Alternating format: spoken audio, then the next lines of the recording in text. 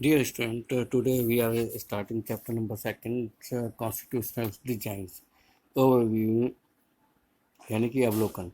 We noted in the previous chapter that in a democracy that the ruler are not free to do whatever they like to do.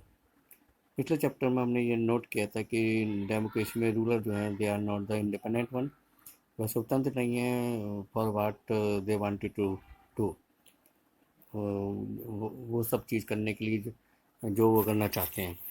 There are certain basic rules that the citizen and the government have to follow.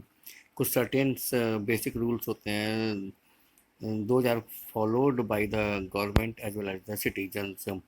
All those rules, all such type of rules together are called the constitution. और ऐसे ही सब नियमों को जो है हम constitution कहते हैं. As the supreme law of the country, क्योंकि ये supreme law of the country होता है, इसलिए जो है the constitution determine the right of the citizens, the power of the government and how the government should function. तो constitution ये निश्चित करता है कि how much right will be given to the citizens and what will be the power of the government, कि government की ताकत कितनी होगी, गवर्नमेंट की पावर कितनी होगी, and how the government should functions, और गवर्नमेंट किस तरह से काम करेगी, किस तरह से फंक्शन करेगी. इस चैप्टर में जो है we ask some basic questions about the constitution design of democracy, और हम इस चैप्टर में कुछ बेसिक क्वेश्चन आपसे पूछे जाएंगे कि किस तरह से कॉन्स्टिट्यूशन को डिजाइन किया जाता है, कि संविधान को संरचना की जाती है. Why do we need a constitution, हमें कॉन्स्टिट्यूशन की क्या ज़रूरत पड़ती है, हमें कॉन्स्टिट्यूशन की क्या ज़रूरत पड़ती है, और how are the constitution drawn up, और किस तरह से कॉन्स्टिट्यूशन को ड्रॉ अप किया जाता है.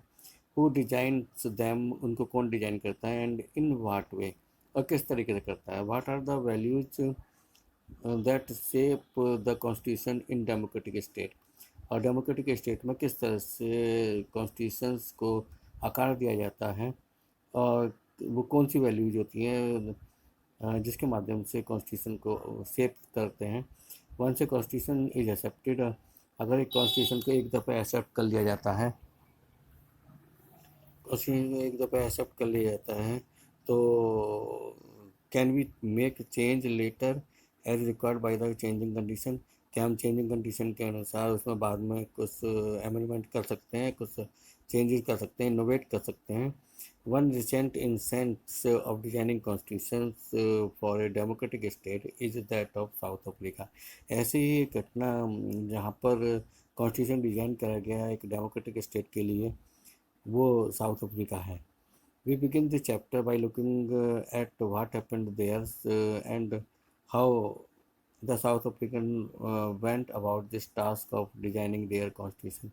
और इस चैप्टर में जो है हम किस तरह से डेमोक्रेटिक स्टेट साउथ अफ्रीका में कॉन्स्टिट्यूशन को डिज़ाइन करा गया, और इस चैप्टर में हम इन चीज़ों को भी देखेंगे कि वहाँ पर क्या हुआ था, और साउथ अफ्रीकन्स ने किस तरह से अपने कॉन्स्टिट्यूशन को डिजाइन करने का काम कंप्लीट किया था या पूरा किया था.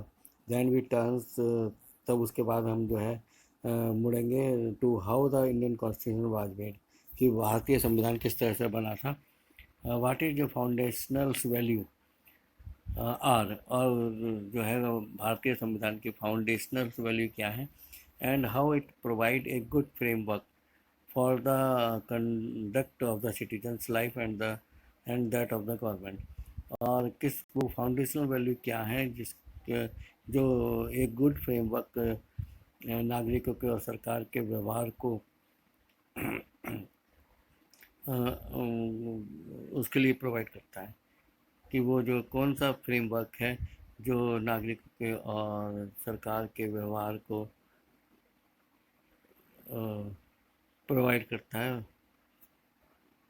ये हम इसमें देखेंगे.